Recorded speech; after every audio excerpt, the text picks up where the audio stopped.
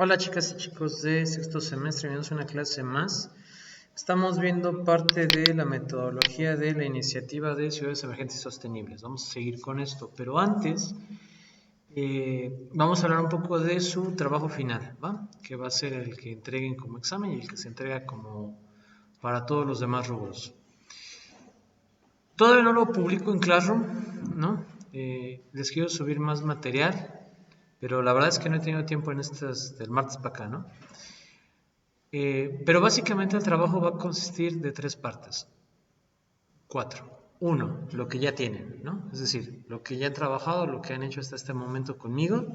Eso es sobre ese mismo trabajo sobre el que van a estar trabajando. Dos, quiero reforzar la parte de por qué es importante su proyecto terminal, ¿no? O sea, y quiero que nos salgamos un poco de lo clásico, pues es que está en los ODS, pues es que está en Agenda México 30, ¿no? O sea, la importancia tiene que ir más allá.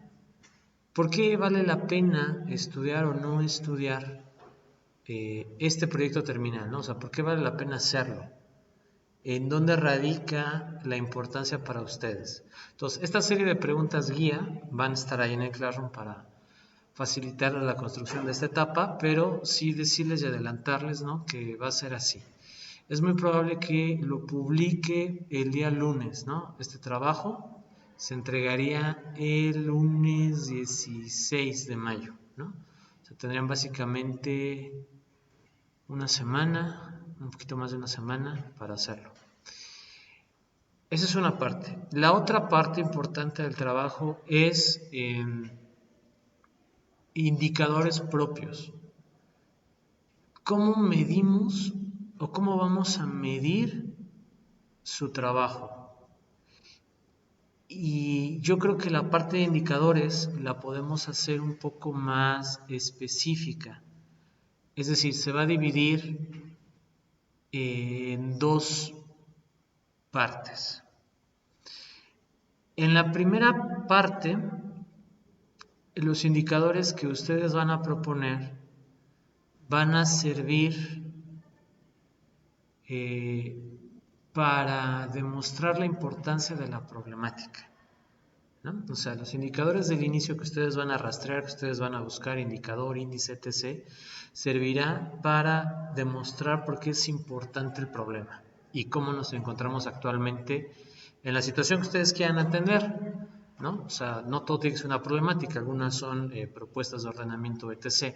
Entonces, ¿qué indicadores nos muestra la importancia del trabajo? Dos,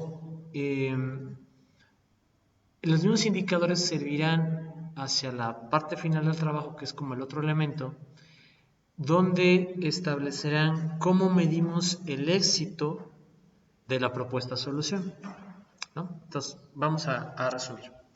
Lo que ustedes ya tienen un formato, ya tienen ciertos datos, ya tienen ciertos estilos, tasas de crecimiento, etc. Ya está. Lo que van a sumar es reforzar la parte de la importancia, ¿no? Esa importancia se va a nutrir de las tasas de crecimiento, de los per cápitas, de los datos que ya están, ¿no? De algún otro indicador de cualquier fuente que ustedes puedan encontrar. Luego, tiene que haber una propuesta de solución, o lo mejor dicho, lo que es su proyecto como tal, ¿no? El proyecto es rescatar un espacio público, el proyecto es crear un espacio público, el proyecto es ordenamiento, o sea, ese es el proyecto, ¿no? Ya está.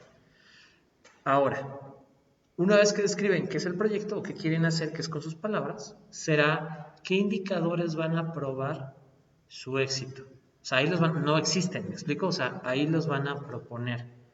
¿Cómo creamos un indicador para medir el éxito de ese programa o de esa propuesta que ustedes están realizando? Y básicamente es eso, ¿no? O sea, son los elementos que sumarían.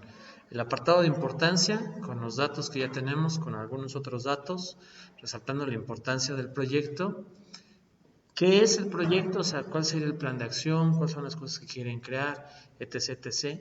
¿Y qué indicadores demostrarían que se está cumpliendo el proyecto o que el proyecto fue viable o que el proyecto está teniendo un buen impacto, ¿no? Porque aquello que no se puede medir, no se puede evaluar. Y en ese sentido, les voy a compartir una guía. Bueno, les voy a compartir varias, por eso me he tardado, pero una de las más importantes es la guía de indicadores del programa de ciudades emergentes y sostenibles. ¿Qué es lo que estamos viendo ahorita en clase? Salud. En esta guía se van a enfatizar algunas cosas y yo creo que a ustedes les van a ser de bastante utilidad. Los vamos a ir viendo rápido.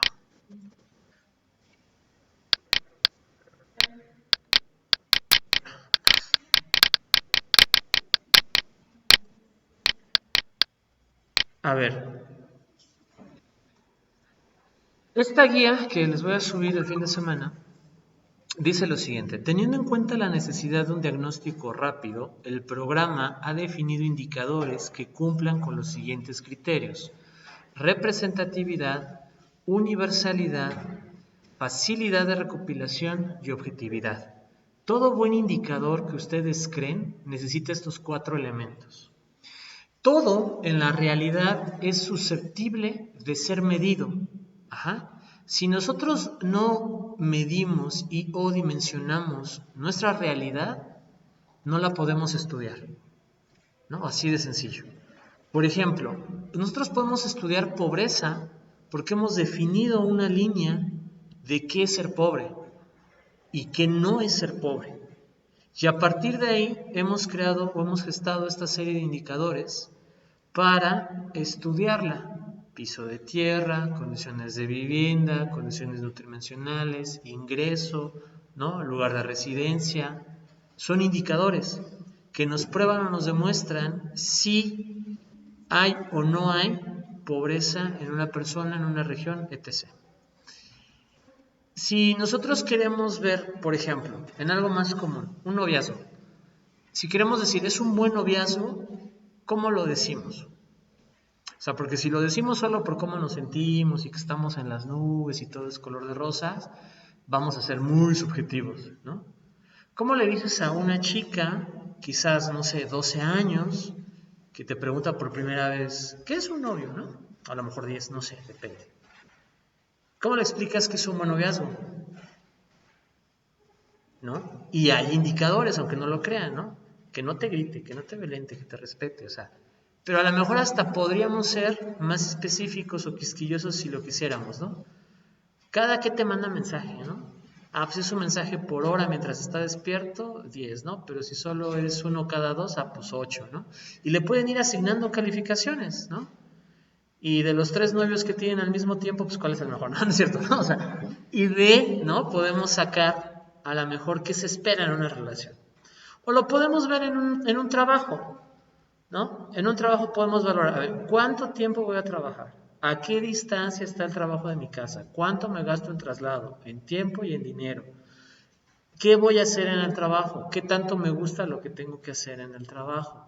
¿Me cae bien mi jefe o mi jefa? ¿No? ¿Me cae bien mis compañeros o no? O sea, y todo eso lo podemos estandarizar, medir y al final decir cuáles son unos buenos trabajos para mí y cuáles no son unos buenos trabajos para mí. Por eso, si ustedes tienen un proyecto, tienen una idea que puede ser su proyecto terminal o a lo mejor un protocolo después para un posgrado o a lo mejor algo de un negocio o una asociación civil o un hobby o una pasión que ustedes quieran emprender y lo hacen sin medirlo, va a tender al fracaso, ¿no? O sea, va a tender al fracaso. Si ustedes dicen, ah, pues quiero dedicarme a la fotografía, ok, ¿cuánto tiempo pasas en la fotografía? ¿Cuántas fotos tomas por día? ¿Cuántas fotos toman los fotógrafos profesionales por día?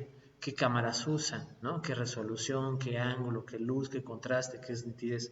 Si no estás midiendo nada de esto, entonces no estás trabajando en tu sueño, ¿no, compañera?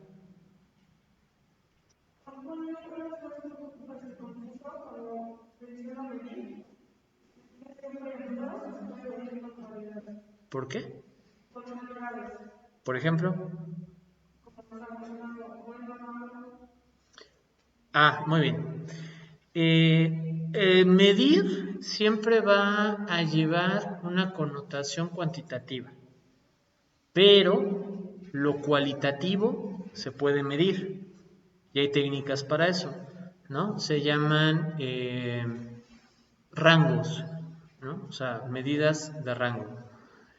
Por ejemplo, les ha tocado algún cuestionario que dice del 0 al 5, donde 5 es muy bien y 0 es mal, ¿no? ¿Qué calificación le daría a su profesor de análisis? ¿No? 5, 6, ¿no? ¿Qué? Ahí estás, es algo cualitativo y es algo subjetivo, ¿no? O sea, ¿cómo percibe usted la calidad del aire Pachuca? ¿No? 0 malo, 5 bueno. ¿Cómo lo percibiría?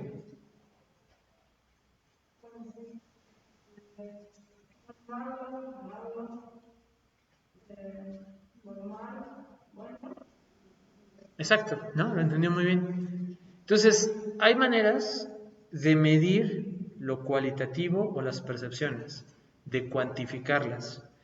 Técnica DUMI, técnica de rangos, pero la idea es tener un número que pueda ser contrastado, porque lo que es bueno para uno puede no ser bueno para otro, ¿no? Y estas ya son técnicas más profundas de análisis. Pero sí, la idea en sus proyectos es que haya alguna forma de medirlo, ¿va? Aunque sean percepciones, medirlo. Porque a lo mejor puede haber proyectos de cómo percibe la gente las energías renovables o el reciclar basura. ¿Le gusta o no le gusta? La mayoría te diría, no, pues no me gusta, pero estamos haciendo un programa de conciencia. Entonces, ese es un indicador para ver si después del programa la gente ahora tiene preferencia por reciclar la basura o no. Esa sería percepción. Pero también podríamos preguntar, ¿recicla basura? ¿No? ¿Sí o no? ¿1 o 0? Después del programa de culturización, volvemos a preguntar, ¿recicla la basura? Y vemos si el programa tuvo un impacto o no. Es más fácil verlo cuando se trata de otro estilo de medidas no cualitativas o no perceptivas. Por ejemplo, deserción escolar. Si hablamos que hay una deserción escolar muy grande a nivel de bachillerato y sacamos un programa de becas de bachillerato y medimos al otro año cuánto tuvo que haber disminuido la deserción escolar. El programa debió haber puesto una meta. No, pues queremos disminuir un 10%. Nos vamos al indicador y vemos si lo logró o no lo logró el programa. Y de esta manera estamos viendo si funcionó o no funcionó, ¿no? Que es como lo importante. Si de inicio no tienen con qué medirlo, no va a ser un programa más, ¿no? O sea, va a ser un proyecto más, se va a perder un poco el sentido de. Vean, por ejemplo, los planes nacionales de desarrollo y los planes estatales, ¿no? Expresiones como llevar a México a su máximo potencial, rescatar los valores, priorizar el clima, o sea, sí, pero no lo puedes medir de ninguna forma. ¿Mandé? Abajo la corrupción, o sea, pero no estás midiéndola. Entonces no sabemos si es cierto o no. Si yo les digo, en un trabajo, que yo fuera el jefe y ustedes los empleados, ¿no? Y ustedes se quejan de que las condiciones laborales no son muy buenas, ¿no? Que porque las mesas están todas viejas, las sillas están feas, ¿no? Las paredes están todas mate, ¿no? Todas sin vida. Y les digo, no se preocupen, les prometo que voy a mejorar el espacio de trabajo. Y al otro día llego y pongo aquí un arbolito. ¿Mejoró o no mejoró el espacio de trabajo? Pues sí mejoró, casi nada, pero mejoró. Yo prometí que lo iba a mejorar y lo mejoré. O llego y pongo una pintura. ¿Mejoró o no mejoró? Pero estamos de acuerdo que esperábamos que, bueno, que nos cambiaran las mesas, las sillas, ¿no? O sea, que se hicieran más cosas.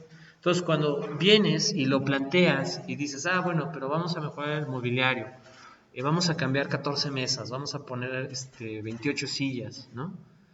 Y entonces puedes ver qué tanto se cumplió. No, pues al final solo puso 10 mesas y 20 sillas, ¿no? Pues cumplió un 80%. De esa manera ves si está funcionando o no está funcionando el programa. ¿Sí? ¿Hasta aquí? Va. La primera característica es representatividad. Dice, en el marco de las dimensiones de sostenibilidad establecidas por el programa, se han identificado aquellos indicadores que buscan medir aspectos fundamentales de la sostenibilidad urbana y que a su vez pueden tener mayor incidencia en los niveles de calidad de vida. Asimismo, estos indicadores tienen la facultad de traducirse fácilmente en objetivos de desempeño, lo cual favorece ejercicios de seguimiento y monitoreo. ¿Y de qué está hablando aquí? De que muchas veces seleccionamos indicadores que no tienen que ver con nuestro objetivo, ¿no? O sea, no tienen que ver con nuestro objetivo y pensamos que sí, ¿no? Por ejemplo, nutrición, y yo lo había dicho. Pues ¿desayunas o no desayunas? No, pues no desayunas. Pues entonces vamos a trabajar la nutrición a partir de desayunos escolares. ¿Ya desayunas? Sí. Pues ya estás nutrido. Y luego resulta que bien, hacemos un examen médico y ¿cuál? El niño tiene anemia, ¿no? Porque no es lo mismo desayunar bien tu proteína, tu fruta, tu verdura, ¿no? Que un gansito y una coca. Entonces, técnicamente sí, todos desayunaron, pero no estás combatiendo nutrición con desayunos. Es decir, una buena nutrición no solo es la acción de desayunar, es qué desayunas y también qué vas a comer, qué colaciones, qué cena, ¿no? Ahí tiene que ver un poco la representatividad. Si queríamos ver, por ejemplo, calidad de un posgrado, ¿no? O calidad de una licenciatura, ¿cómo la medimos?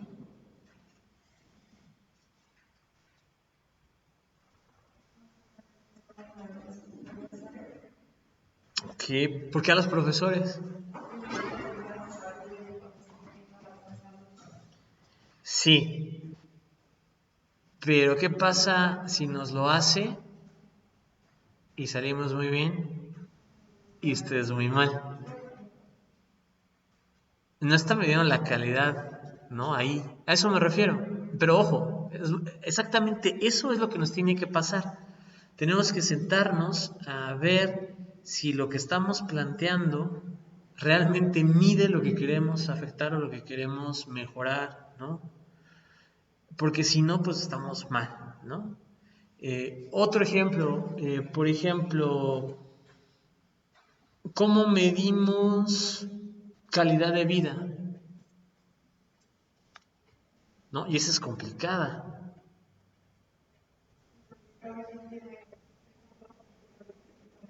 Exacto. ¿O qué aspecto de la calidad de vida quieres mejorar? Porque otra bien común.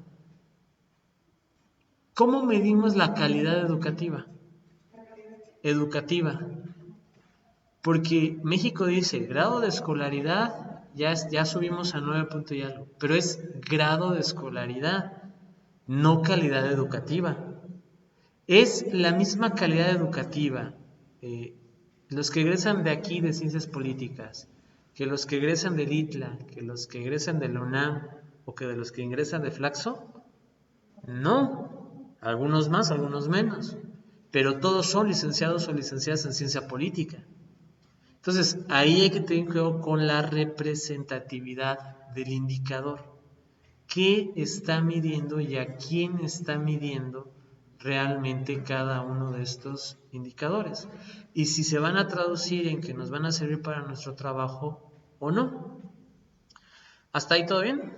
¿Representatividad? Va. El segundo es universalidad. Los indicadores buscan medir elementos comúnmente existentes en la mayoría de las ciudades de la región. En este sentido, cada indicador ha sido diseñado considerando la potencialidad de ser aplicado en cualquier contexto urbano. Si yo quiero medir, por ejemplo, ingesta de féculas en la alimentación, y se me ocurre preguntar, ¿cuántas tortillas te comes al día? ¿Será universal el indicador? A lo mejor en México sí, y no todos comen tortillas, pero la tortilla no es la única fécula, ¿no?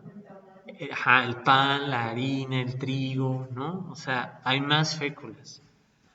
Entonces, un indicador que pregunte cantidad de fécula consumida por comida, a lo mejor es más universal, ¿no? O sea, los de Europa dirán, ah, pues es el pan, ¿no? Los mexicanos dirán, ah, pues es la tortilla, ¿no? Los coreanos dirán, ah, pues es el arroz, no, no sé, ¿no? O sea, cada uno lo ajustará conforme a sus usos y costumbres locales. Ese creo que está sencillo. El siguiente es facilidad de recopilación de la información.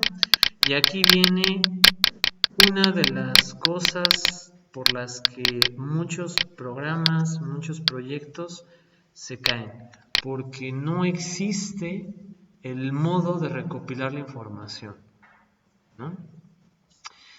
Generalmente, dice aquí, la información para el levantamiento de los indicadores se encuentra disponible a través de registros existentes, recursos de escritorios, fuente de información pública o investigaciones publicadas, o pueden ser observados fácilmente por recopiladores de datos. Si bien diseñar un conjunto integral de indicadores que esté disponible en todas las ciudades puede ser una tarea compleja, el programa ha hecho un esfuerzo importante en la identificación de indicadores que puedan ser recogidos en la mayoría de las ciudades de la región. Hay cosas que no se pueden preguntar, ¿no? O sea, si yo llego con un político y le digo, ¿cuánto se ha robado? ¿No? Es que es para una encuesta. No, nada, ¿no? Ah, ok. Voy con el otro. ¿Cuánto se ha robado? No, nada, ¿no? Ok. Y de repente llego, no, pues nadie se ha robado nada, pero por algún extraño motivo faltan 30 millones de pesos en el presupuesto, ¿no? Y no sé quién se... O sea, nadie en su sano juicio le va a decir, ah, no, sí, me robé 20 pesos, ¿no? O sea, si yo me voy a una comunidad y digo, o bueno, a una localidad y digo, ¿con qué frecuencia roba? No, nunca, ¿no? ¿Con qué frecuencia salta? O sea, ¿me explico? Hay datos que existen, porque existen, o sea, se puede crear cada que asalta a alguien, por ejemplo, pero recopilar la información es muy difícil. Véanlo, por ejemplo, con algunos asesinos seriales. Una vez que son capturados y ya se hace toda la investigación y las confesiones, puede sacar un patrón, ¿no? Asesinaba en un promedio de cada 2 semanas, por ejemplo. Pero antes no. Se imagínense que el INEGI les diga, ¿tiene tele en su casa? Sí, ¿no? ¿Coches? Sí. ¿Cada qué asesina? Siempre, diario, cada 2. O sea, no lo puede preguntar así, no se puede recopilar así información. O sea, son temas muy complicados. Ahora, hay información complicada que sí se puede recopilar, pero que no es del todo precisa. Vámonos, por ejemplo, en violaciones hacia la mujer. Sabemos un aproximado de cuántos existen por las demandas que se meten y por los registros médicos que se dan. Entonces, cuando tú cruzas señales de violencia en una atención médica, ¿no? O sea, que llega una chica y le revisas que está golpeada o que está violentada de alguna forma, se hace un registro. Y cuando va y se presenta una demanda, se hace otro registro. Cuando tú los empatas, te das cuenta de que hay más signos de violación al momento de atenderlo clínicamente que demandas. Eso te demuestra que no todas las chicas que sufren alguna violencia demandan por muchos motivos. Entonces, sí, tenemos un aproximado de casos de violencia contra la mujer, pero no tenemos el dato real, ¿no? El dato real es todavía más grande. Caso contrario, nacimientos. Hoy en día casi tenemos bien identificados todos los nacimientos que se dan en el país. ¿Cuáles nos faltan? Bueno, las de las localidades segregadas espacialmente hablando, donde a lo mejor aún atiende la partera, donde no dan a luz en una clínica, donde no va después a una clínica, donde a lo mejor no lo llevan al registro civil, ¿no? Pero son los menos. Claro, hay más nacimientos que los que dice el indicador, pero son muchísimo menos. Los datos teóricos nos dirían que en el caso de la violencia de la mujer es al revés, que los que existen son la minoría. Es decir, las demandas son muchísimo menos que la verdadera cantidad de casos de violencia que están pasando día con día, pero no todos terminan en una denuncia. ¿no? O no todas las mujeres perciben igual la violencia, ¿no? Algunas esperan al extremo y aún así no se denuncia. Es un tema complicado. Entonces, no todos los indicadores son fáciles de recopilar, que es a lo que queremos llegar, ¿no? Entonces, cuando estamos creando un indicador, necesita ser fácil de recopilar, porque de lo contrario vas a complejizar mucho la obtención del dato y puede ser que el dato pierda representatividad, ¿no? Si yo quisiera estudiar, hay temas que son muy tabú, por ejemplo, sexualidad. Si yo quisiera estudiar vida sexual, ¿no?, en jóvenes universitarios, ¿cuántos tendrían la confianza de responder con honestidad? ¿No? O sea, a lo mejor puede ser señalado o señalada, ¿no? O hay respuestas de antemano que sabes que tienes que dar. ¿Usas protección? No, pues sí, ¿no? ¿Fumas? No. ¿Tomas? No. Y todo lo contrario, ¿no? O sea, si fuman, si toman. Entonces, esos son también elementos que se ven en la recopilación. Ahora, otra, ¿dónde los vas a recopilar? ¿No? O sea, ¿dónde? ¿En qué lugar literal físicamente hablando? No es lo mismo recopilar en una escuela, no es lo mismo ir casa por casa, afuera de centros comerciales, explanadas públicas. Esas son cuestiones que también hay que considerar al momento de diseñar un indicador. Ahora, hay un elemento más, que es objetividad. Los indicadores también fueron seleccionados por su objetividad y claridad. Aquellos que son buenos se caracterizan por estar bien definidos, ser precisos, unívocos y fáciles de comprender. Los indicadores en este programa han sido diseñados para mostrar hechos verificables independientemente de la influencia de factores externos a la medición, tales como las personas encargadas del levantamiento de datos o la herramienta para su utilización. Y vamos a ver algunos ejemplos muy básicos de esto para que se den una idea. Por ejemplo, el tema es el agua, ¿no? O sea, el tema general es el agua. Los subtemas, hay varios, 4. Uno sería cobertura de agua, eficiencia en el uso de agua, eficiencia en el suministro de agua y disponibilidad de recursos hídricos. Son 4 subtemas. Cuando menos, cada subtema necesita un indicador. Entonces, por ejemplo, cobertura de agua. ¿Cómo lo mides? Porcentaje de hogares con conexiones domiciliarias a la red de agua de la ciudad. Y porcentaje de hogares conectados a o que tienen agua, ¿no? Como tal, nosotros lo medimos así. Y si estamos viendo, tiene estas características, ¿no? O sea, es claro, se puede recopilar el dato con facilidad, ¿no? Es objetivo. Para medir, por ejemplo, la eficiencia del uso de agua. ¿Cómo medirían la eficiencia del uso de agua?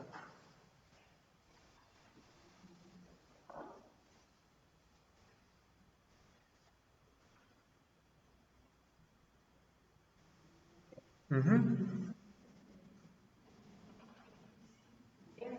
Sí, es algo que no pensamos normalmente, ¿no? Ellos lo miden con consumo anual de agua per cápita. ¿Qué ciudades consumen más agua y qué ciudades consumen menos agua? ¿Cuáles son más eficientes en el consumo? ¿Cuáles a lo mejor desperdician más agua que otras? ¿Cómo lo mides? Ellos lo tienen, consumo anual de agua per cápita. Si una ciudad consume 1000 litros de agua y tiene 10 habitantes y otra ciudad consume 1000 litros de agua pero tiene 20 habitantes, la segunda es más eficiente, la primera está desperdiciando el agua. ¿Cómo vas a saber si una localidad, una ciudad desperdicia el agua? Midiéndola. Necesitas un indicador. ¿Qué indicadores encontraron ellos? Consumo anual per cápita. Y es muy bueno. O sea, me explico, ese es el valor del indicador. Otro, eficiencia del servicio de suministro de agua. ¿No? O sea, ¿qué tan eficiente es el suministro? Y miden 3 cosas. Continuidad del servicio de agua, o sea, es intermitente, va, viene, se mantiene, qué días cae, qué días no cae. Calidad del agua, O sea, no solo cae, sino con qué calidad llega el agua. Y el agua no contabilizada, o sea, aquellas partes como por ejemplo fugas, para regar césped, o sea, el uso del agua que no se mide como tal a través de un medidor. Eso también es eficiencia en el servicio del suministro. Otros ejemplos, busquemos. Y bueno, aparte de eso viene, por ejemplo, los semáforos, ¿no? Vamos a este que nos llamó tanto la atención. Consumo anual de agua per cápita de personas cuyas viviendas tienen conexión a la red de agua de la ciudad.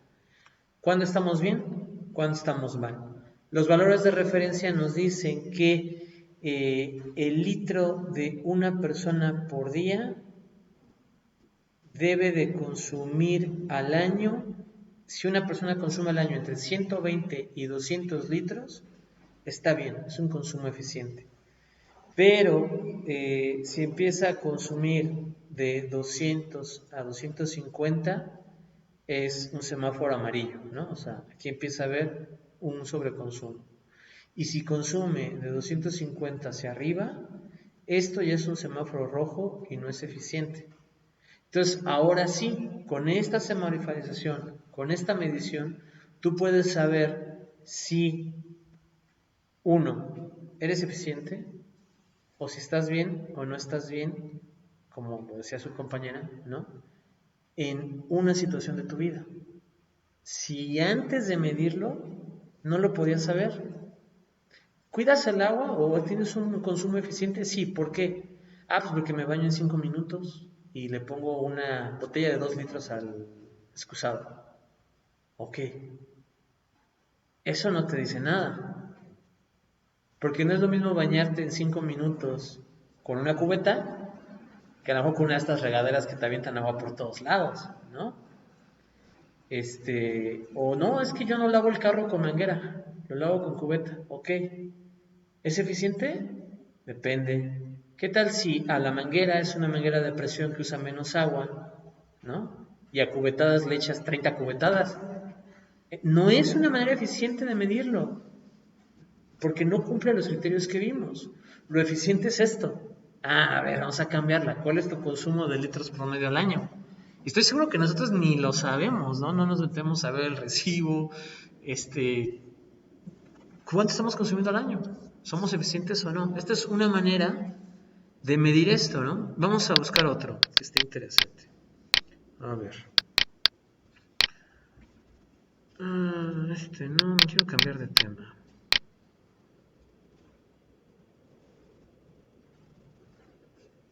Por ejemplo, eficiencia energética. ¿Cómo miden la eficiencia energética? 1. Consumo anual residencial de electricidad por hogar. 2. Intensidad energética de la economía. 3. Existencia, monitoreo y cumplimiento de las normas sobre la eficiencia energética. Y si nos vamos a su semaforización, que sería el 21, existencia de eficiencia energética, consumo residencial. Si un hogar consume entre 1500 y 3500 kilowatts por año, es eficiente. Si consume más, pues va a caer en los otros semáforos. De 3500 a 5000 es un semáforo amarillo y más de 5000 kilowatts es un semáforo rojo. Ahora, hay, por ejemplo, normas aprobadas de eficiencia energética, hay monitoreo frecuente y cumplimiento, entonces estamos bien. Hay normas aprobadas, pero el monitoreo no es completo y es limitado, entonces es un semáforo amarillo. Hay normas o no hay normas, mejor dicho, y no hay monitoreo, es un semáforo rojo. Uno de los problemas que cae en esto es, por ejemplo, los animales callejeros. Los animales callejeros es una de las problemáticas ocultas más fuertes de las ciudades. Son los que trasladan virus y bacterias, son los que contaminan, por así decirlo, al asaltar la basura, ¿no? Al romperla, portan muchas enfermedades ¿no? Y no mucha gente se da cuenta. ¿Cuántas de ustedes cuando ve un perrito bien juguetón y se acerca y le agarra la cabeza, ¡ay, qué bonito! ¿No? ¿Y cuántas bacterias se están llevando ahí? Eso no lo sabían. O sea, ¿puede un perro contaminar a cuántas personas? Ahora, ¿tenemos policía animal? Y ya desde ahí estamos mal. Sí, o sea, pero sí, a lo que voy es, ni siquiera hay normas para poseer mascotas. Entonces, ¿cómo vamos a solucionar un problema que para empezar está súper invisibilizado en el país? Como bueno, más bien son los animales callejeros, ¿no? Solo que lo más común es el perro, pero hay muchos. Entonces, no hay ni siquiera policía animal, ¿no? Y ahora, es bien interesante porque muchos de los casos de violencia doméstica empezaron con los animales. Es decir, violadores, asesinos, ¿no? Secuestradores. Por patrones psicológicos, muchos comienzan maltratando animales. Entonces, les digo que es súper interesante. O sea, ya desde ahí pueden brotar alarmas de que algo no está bien en el desarrollo de una persona, ¿no? El animal es el último en sufrir las consecuencias de un hogar roto. Porque, por ejemplo, en el modelo tradicional, llega el papá, violenta a la mamá violenta al hijo y el hijo violenta al perro o a la mascota, ¿no? Entonces, ahí hay un semáforo bien interesante. O sea, es decir, ahí hay una señal de que algo no va bien y no estamos midiéndolo. O sea, es totalmente desapercibido. O sea, maltrato animal, ¿qué datos hay? ¿No? Y es un tema social bien fuerte. Traslados al trabajo, ese es otro. ¿Cuánto tiempo te tardas en llegar al trabajo? Habla de la eficiencia urbana o de la distribución vial, ¿no? Número de accidentes viales por persona. O sea, hay tantas cosas que se pueden medir y no se están midiendo. Y al no medirlas, se invisibiliza. Y al invisibilizarse, la problemática subsiste y sigue creando pues mucho daño, ¿no? Conforme va pasando y pasando y pasando el tiempo. Esto es lo que yo quiero que ustedes logren. En esta metodología que les voy a pasar, hay 130 indicadores, ¿no? Para medir 4 macroáreas de condiciones en la ciudad. Pero yo creo que entre esos 130 sí encuentran sin mayor problema algo que les pueda servir para su trabajo, ¿no? Y tendrían que describirlo, o sea, tendrían que hacer el trabajo describiendo un poco. Les voy a subir los generales de este trabajo para el lunes, ¿no? Y cualquier cosa lo comentamos el martes. Yo creo que no les va a tomar mucho tiempo. Eh, Pienso que sinceramente va a mejorar mucho los trabajos que ya tienen, no solo para mi materia, sino para lo que venga después. Ahorita en séptimo que lo van a trabajar más a fondo. Ustedes tienen que tener muy presente que para ustedes hay cosas que son importantes. Hay problemas que hay que atender, ¿no? Hay cosas que hay que cambiar. Pero no son las mismas para todos. Si ustedes me preguntan a mí, profesor, ¿cuál es el principal problema que hay que atender? Yo les diría la movilidad social. No, o sea, yo diría, no es pobreza, no es marginación, no es violencia, no es contaminación, es movilidad social. Para mí, ¿no? Si le preguntan a la mujer a Yamile, les diría, no, cambio climático. O sea, estamos cambio climático, ¿no? Si a lo mejor le preguntamos, usted diría, no, violencia contra la mujer. O sea, estamos... ¿Y quién tiene la razón? Todos y nadie. ¿Me explico? O sea, todos y nadie. Todos los temas son importantes. Y ahí radica el punto uno de su trabajo. Tienen que probar que es importante, ¿no? Si yo agarro y les digo, es que hay que ver los perros callejeros. Y dirían, no, pero pues eso no pasa de que tiren la basura. Yo les diría, ¿seguros de que no? ¿No? Porque hay una metodología histórica. Compañera, ¿nos puede prender la luz, por favor? ¿Perdón? Gracias.